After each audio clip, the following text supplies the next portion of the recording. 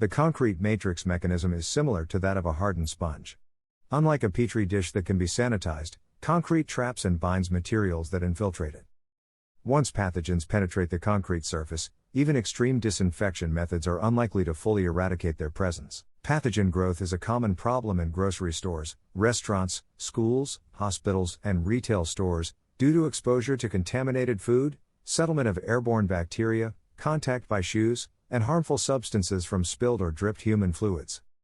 Human exposure to pathogens can cause severe food poisoning, strep throat, staph and skin infections, pneumonia, and blood poisoning. In grocery stores, departments like meat and dairy often lack the ability to maintain proper cleaning protocols due to the size, weight, and proximity of equipment.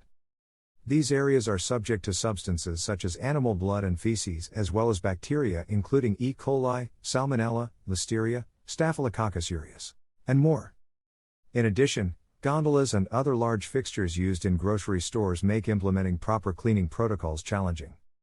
Without the execution of proper cleaning procedures, pathogen contamination and growth is likely. The most probable method of pathogen transmission to humans from flooring systems is through direct contact.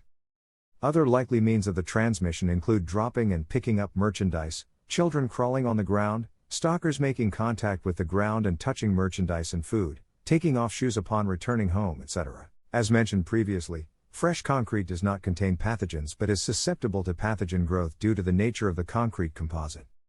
To combat this permeability, resilient flooring systems are typically required in hospitals, schools, restaurants, and grocery stores to minimize bacterial growth.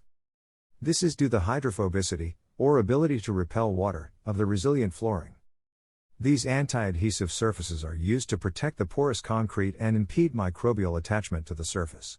When resilient flooring systems are not utilized, intensive disinfecting cleaning procedures must be followed. These harsh chemicals lead to abrasive wear on the concrete, and ultimately a softening of the surface. This softening of the concrete surface enhances pathogen penetration and growth throughout the entire body of the concrete.